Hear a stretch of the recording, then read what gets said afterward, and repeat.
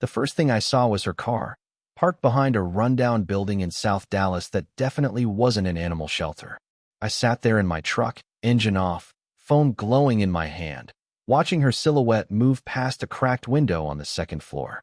No barking, no volunteers, no animals, just her, and a man stepping into frame, pulling her close like he'd done it 100 times before.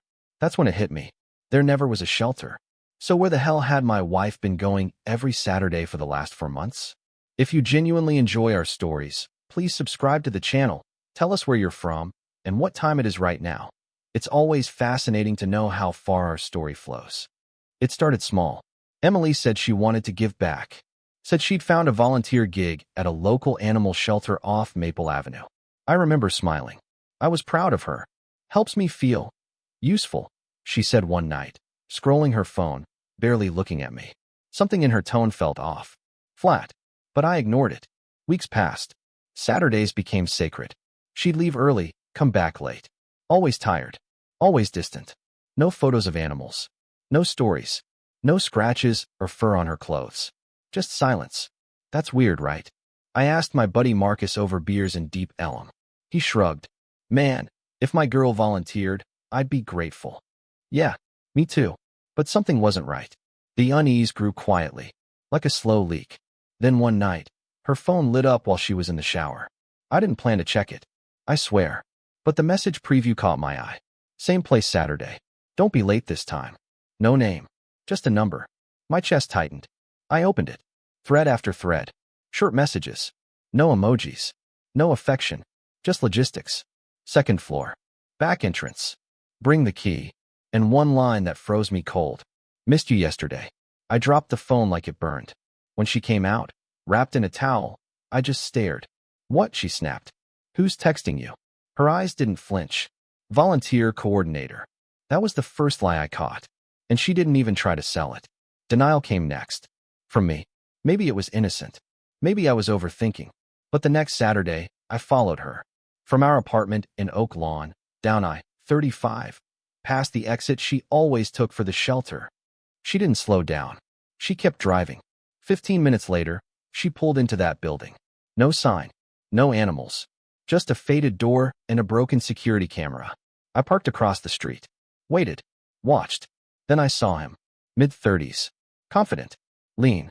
The kind of guy who doesn't look around because he doesn't care who sees him. He opened the door before she even knocked. Like he knew exactly when she'd arrive. My stomach turned. That's when I pulled out my phone and started recording. Minutes felt like hours. Then I moved closer. Up the side alley. Under a rusted fire escape.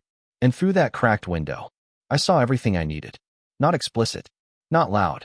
But intimate enough to erase any doubt. She wasn't volunteering. She was visiting him. Regularly. Ritually. I didn't confront her that night. Or the next. Instead, I changed. Quietly. I contacted a divorce lawyer in Uptown Dallas. A woman named Karen Holt. Sharp. Efficient. Cold.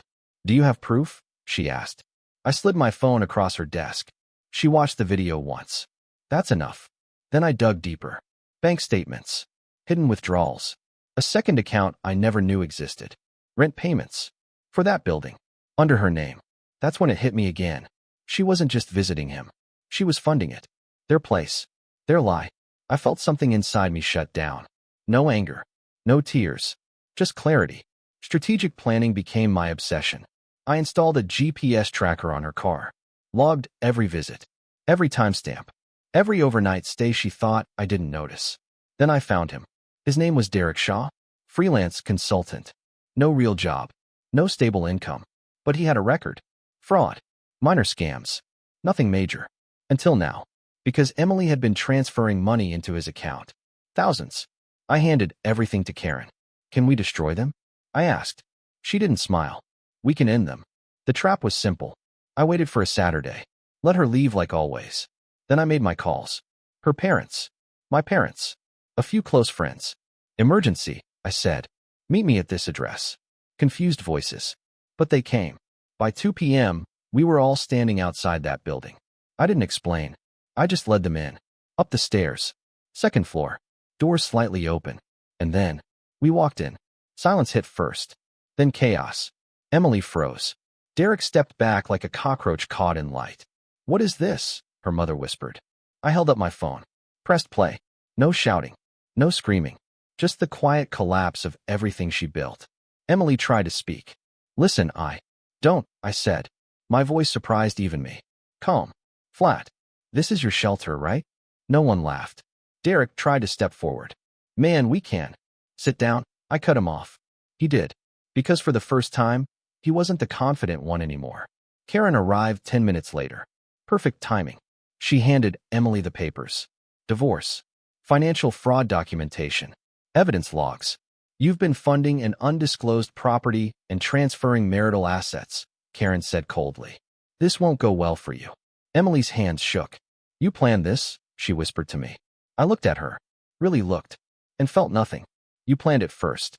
The aftermath was quiet. No court drama. No big scenes. She lost the apartment. Most of the savings. And Derek? He disappeared. No money. No place. No Emily. I moved out a week later. New place. New routine. Sometimes, I still think about those Saturdays. How she smiled when she left. How I believed her. That's the part that lingers. Not the betrayal. The blindness. Because in the end, there were never any animals. Just two people who thought they were smarter than me. They were wrong. And now, every Saturday feels peaceful. Empty. Honest. The end.